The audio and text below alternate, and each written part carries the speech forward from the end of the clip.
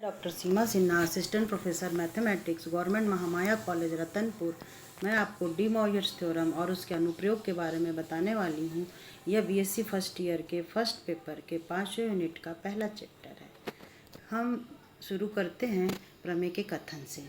कथन दो भागों में है। पहले भाग में यदि n कोई धनात्मक अथवा ऋणात्मक पूर्णांक है तो cos थीटा प्लस आई साइन थीटा पूरे का power n is equal to cos N theta plus I sine N theta. दूसरे भाग में यदि n कोई धनात्मक अथवा ऋणात्मक भिन्न हो तो cos थीटा प्लस आई sine theta whole power n के मानों में से एक मान cos एन थीटा प्लस आई साइन एन थीटा होगा। चूँकि प्रमेय का प्रूफ जो है वो परीक्षा की दृष्टि से इम्पॉर्टेंट है, इसलिए मैंने इसे अपने वीडियो में लिया है।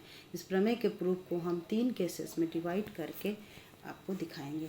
सबसे पहला केस है कि जब n कोई धनात्मक पूर्णांक है, हम दो फैक्टर लेते हैं cos थीटा 1 प्लस आई साइन थीटा 1 और cos थीटा 2 प्लस आई साइन थीटा 2। इन दोनों का जब मल्टीप्लिकेशन करते हैं तो हमें दो भाग प्राप्त होते हैं, एक वास्तविक और दूसरा काल्पनिक। वास्तविक भाग में cos theta 1 cos theta 2 minus sine theta 1 sign theta 2 और काल्पनिक भाग में cos theta 1 sign theta 2 plus sign theta 1 cos theta 2 प्राप्त होता है। हम देखते हैं कि जो वास्तविक भाग है वो cos थीटा 1 प्लस थीटा 2 का प्रसार है और जो काल्पनिक भाग है वो साइन थीटा 1 प्लस थीटा 2 का प्रसार है। अब हमें रिजल्ट मिलता है cos theta 1 plus theta 2 plus आई साइन थीटा 1 प्लस थीटा 2। अब दोनों पक्षों में हम cos थीटा 3 प्लस आई साइन थीटा 3 का गुणा कर देते हैं।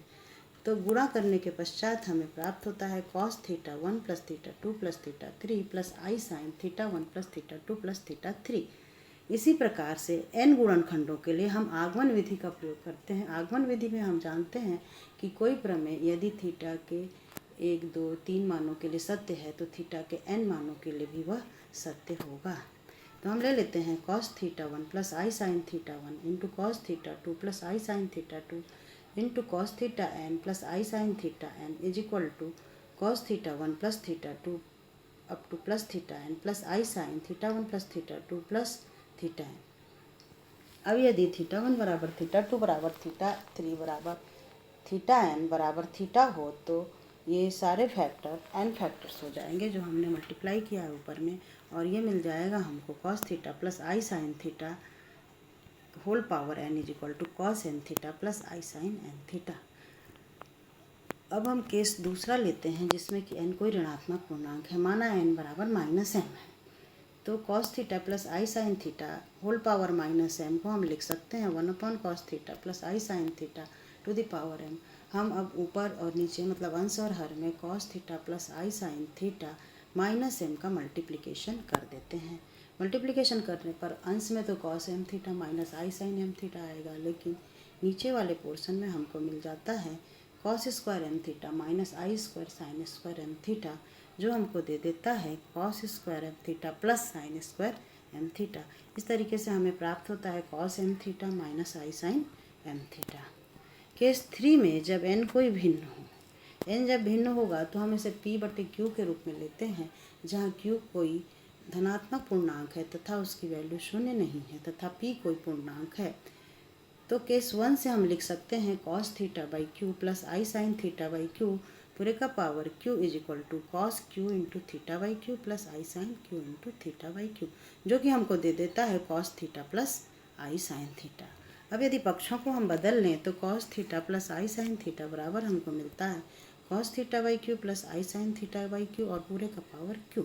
अब हम इसका क्यूएथ मूल ले लेते हैं, मतलब हम इसका क्यूएथ रूट ले लेते हैं, और क्यूएथ रूट लेने पर हमको मिल जाता है cos थीटा प्लस आई साइन थीटा पूरे के पावर में 1 बाई क्यू बराबर cos theta by q plus I sine theta by q पूरे के पावर में q इंटू 1 बाई क्यू। तो q इंटू 1 बाई क्यू मिलकर के 1 हो जाता है, मतलब हमें मिल जाता है cos theta by q plus I sine theta by q. मतलब कहने का कि cos theta plus I sine theta whole power 1 by q का एक मान cos theta by q plus I sine theta by q होगा। अब हम पूरे की घात p कर देते हैं तो हमको मिलता है cos theta plus I sine theta p by q is equal to cos theta by q plus I sine theta by q पूरे का पावर p, जो देता है cos p by q theta plus I sine p by q theta, और p by q की जगह पर हम n रखते हैं तो हमको मिलता है cos n थीटा प्लस आई साइन n थीटा। अतः हमने सिद्ध किया कि n कोई धनात्मक ऋणात्मक अथवा भिन्न तो हम लिख सकते हैं कॉस थीटा प्लस आई sine theta whole power n के मानों में से एक मान कॉस n थीटा प्लस आई साइन n थीटा होगा। अब हम देख लेते हैं 2-3 बातें जो कि आवश्यक है समझना, कि हमको इस थ्योरम में जो रियल पोर्शन है उसमें हमेशा ध्यान देना होगा कि कॉस थीटा हो और इमेजिनरी पोर्शन में साइन थीटा हो, तभी हम इस थ्योरम को प्रश्नों के लिए अप्लाई कर सकेंगे। और थीटा का मान कॉस और साइन दोनों के लिए सेम हो, ये भी ध्यान देना होगा। इसी का एक उपप्रमेय है जो कहता है cos theta minus i sine theta whole power n is equal to cos n theta minus i sine n theta. अब हम इसके प्रॉब्लम पर आ जाते हैं। पहला प्रॉब्लम है show that cos theta plus I sine theta पूरे का पावर 4 बटे sign theta plus I cos theta पूरे का पावर 5 बराबर sign 9 theta minus i cos 9 theta. हमें इसे सिद्ध करना है। तो सबसे पहले हम लेफ्ट हैंड साइड ले लेते हैं और लेफ्ट हैंड साइड में हमारे पास है कॉस थीटा प्लस आई साइन थीटा पूरे का पावर 4 बटे sign theta plus I cos theta पूरे का पावर 5। तो ये हो जाता है कॉस थीटा प्लस आई साइन थीटा पूरे का पावर 4। साइन थीटा को हम कॉस थीटा में बदल लेते हैं और कॉस थीटा को साइन थीटा में बदल लेते हैं, तभी डी मोयर थ्योरम लगा पाएंगे। तो हम साइन थीटा को लिख लेते हैं cos pi by 2 minus theta और कॉस थीटा को लिख लेते हैं sine pi by 2 minus theta. ऐसा करने से हमारे पास आ जाता है cos theta plus I sine theta to the power 4 into cos pi by 2 minus theta plus I sine pi by 2 minus theta whole power -5। अब डी मोयर थ्योरम लगाने की स्थिति में आ गए हैं, तो हम लिख लेते हैं cos 4 theta plus I sine 4 theta into cos -5 into pi by 2 minus theta plus I sine -5 into pi by 2 minus theta. हम जानते हैं कि कॉस थीटा 1 प्लस आई sine theta 1 into cos theta 2 plus आई साइन थीटा 2 बराबर हम लिख सकते हैं cos theta 1 plus theta 2 plus आई sine theta 1 plus theta 2। इसलिए हमारा जो ऊपर का स्टेप है उससे हमारे पास एंगल सीधे जोड़ करके मिल जाएंगे और cos 9 theta minus 5 pi by 2 plus I sine 9 theta minus 5 pi by 2 हमको मिलेगा। हमें पता है कि cos minus theta cos theta होता है, sine minus theta minus sine theta होता है। तो हम अगर एंगल्स के चिन्हों को परिवर्तित कर दें तो हमें मिलेगा cos 5 pi by 2 minus 9 theta minus i sine 5 pi by 2 minus 9 theta. 5 pi by 2 को हम लिख सकते हैं 2 पाई प्लस पाई बाई 2। तो हम आगे cos 2 pi plus pi by 2 minus 9 theta minus i sine 2 pi plus pi by 2 minus 9 theta के रूप में हम इसे लिख लेते हैं। पाई बाई 2 माइनस 9 थीटा के ऊपर हम बार लगा देते हैं क्योंकि अगले स्टेप में हमें एंगल इसी रूप में लिखना है। हम सबको पता है कि cos 2 pi plus theta cos theta होता है, इसी प्रकार साइन में भी है। तो ये मिलता है हमको cos pi by 2 minus 9 theta minus i sine pi by 2 minus 9 theta. हमें मालूम है कि cos 90 minus theta sine theta होता है और sine 90 minus theta cos theta होता है। तो हमें मिल जाता है sine 9 theta minus i cos 9 theta. अब इसके बाद हम लोग दूसरा प्रश्न लेते हैं जो हमें देता है कि सिद्ध करिए 1 प्लस आई पूरे का power n plus 1 minus i पूरे का power n is equal to 2 to the power n by 2 plus 1 into cos n pi by 4, जहाँ n कोई धनात्मक पूर्णांक है। सर्वप्रथम हमारा काम होगा कि 1 प्लस आई को हम कॉस थीटा प्लस आई साइन थीटा के रूप में लिख लें और उसी तरीके से 1 माइनस आई को भी। तो हम देखेंगे कि 1 प्लस आई जो है इसमें रियल पोर्शन और इमेजिनरी पोर्शन दोनों 1 है।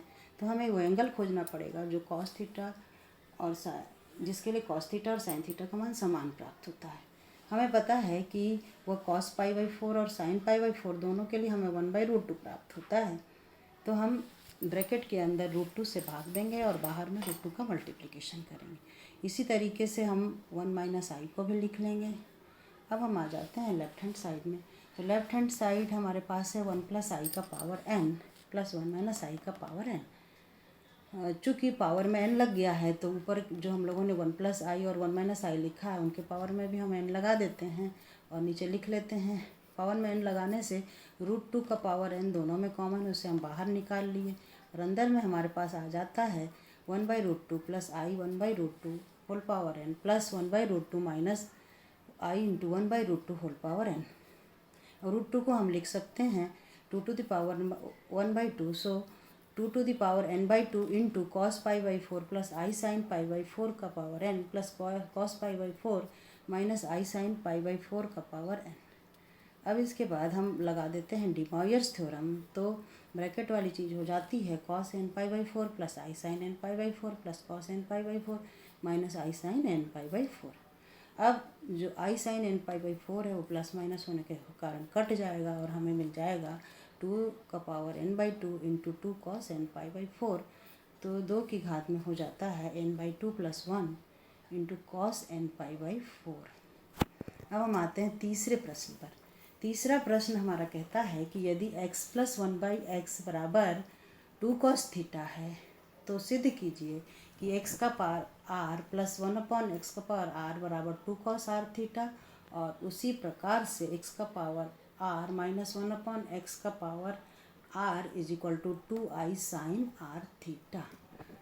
चूँकि हमको दिया हुआ है x plus 1 upon x is equal to 2 cos theta, हम इसे थोड़ा सा सॉल्व कर लेते हैं और इसे वर्ग समीकरण के रूप में लिख लेते हैं।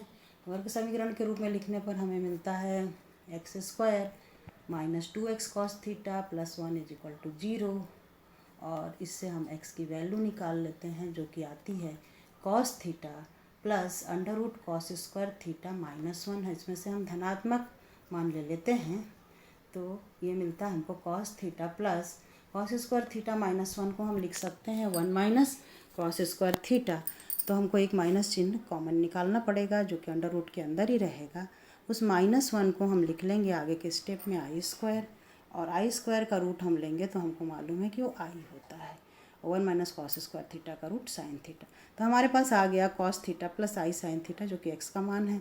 अब इसमें एक्स की घात आर कर देंगे तो ये हो जाएगा कॉस थीटा प्लस आई sine theta whole power r. अब हम यहाँ पर डी मॉयर प्रमेय लगाने की स्थिति में हैं, तो हमें दे देता है कॉस आर थीटा प्लस आई साइन आर थीटा।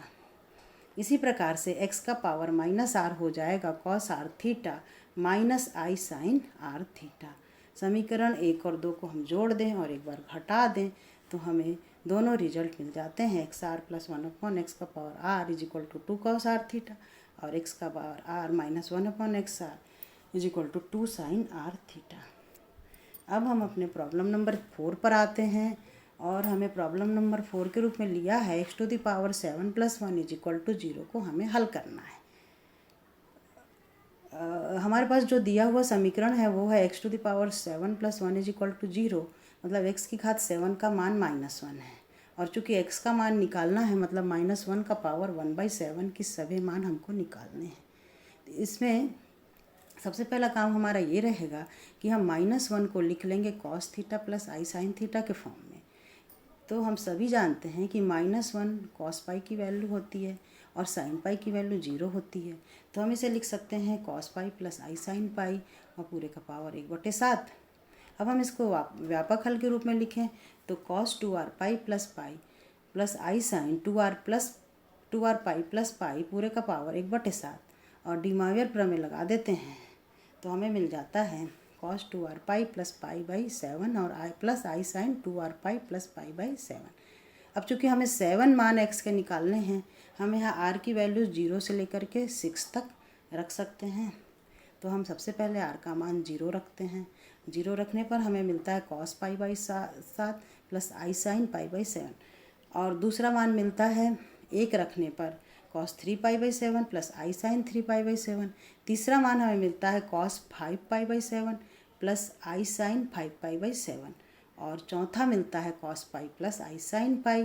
पाँचवां मान हमें मिलता है cos 9 pi by 7 plus I sine 9 pi by 7, जिसे हम परिवर्तित कर देते हैं cos 5 pi by 7 minus i sine 5 pi by 7। उसी तरीके से छठवें मान को जो कि कॉस 11 पाई बटे 7 है प्लस आई साइन 11 पाई बटे 7 है, उसको हम लिख लेते हैं sine 3 pi by 7 minus i sine 3 pi by 7, और जो आपका सातवां मान है वो है कॉस 13 पाई बटे 7 प्लस आई साइन 13 पाई बटे 7, इसको भी हम लिख लेते हैं cos pi by 7 minus i sine pi by 7। तो कुल मिला के हमारे पास जो 7 हल मिले वो इस प्रकार से हैं। पहला -1, दूसरा cos pi by 7 plus minus i sine pi by 7, तीसरा cos 3 pi by 7 plus minus i sine 3 pi by 7, और इसी तरीके से चौथा cos 5 pi by 7 plus minus sine 5 pi by 7।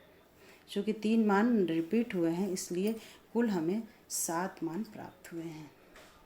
इसके पश्चात हम आ जाते हैं प्रॉब्लम नंबर 5 पर। हमें इसमें डी मॉयर प्रमेय की सहायता से साइन 6 थीटा का मान साइन थीटा और कॉस थीटा के पदों में निकालना है। तो डी मॉयर प्रमेय तथा द्विपद प्रमेय के उपयोग से हम इसे हल करेंगे। तो सबसे पहले हम लिख लेते हैं cos 6 थीटा प्लस आई साइन 6 थीटा को cos थीटा प्लस आई साइन थीटा होल पावर 6 के रूप में, जो कि डी मॉयर प्रमेय के प्रयोग से हमने लिख लिया। अब जो cos थीटा प्लस आई साइन थीटा होल पावर 6 है, इसको हम द्विपद प्रमेय के उपयोग से फैला लेते हैं और इसका प्रसार करने पे हमको मिलता है cos to the power 6 theta plus 6c1 cos 5 theta i sine theta plus 6c2 cos to the power 4 theta i sine theta whole square. और इसी तरीके से हमको आगे 6c6 i sine theta to the power 6 मिलता है। अब इसमें से वास्तविक और काल्पनिक भागों को अलग अलग कर लें हम। तो वास्तविक भाग में हमको cos थीटा और साइन थीटा के समघात मिलते हैं तथा काल्पनिक वाले पोर्शन में हमें साइन थीटा और cos थीटा के विषम घात मिलते हैं। कुछ चीज़ों को हम सॉल्व कर सकते हैं, जैसे 6c2 की वैल्यू होती है 15, 6c3 की वैल्यू होती है 20, i³ हम -i लिखेंगे और i6 का मान -1 लिखेंगे। इस तरीके से हम यदि वास्तविक और काल्पनिक भागों को अलग अलग कर लेते हैं तो काल्पनिक भाग जो है हमको रिजल्ट दे देता है, जो कि होता है sine 6 theta = 6 cos 5 theta into sine theta -20 cos³ theta into sin³ theta plus 6 cos theta into sine to the power 5 theta.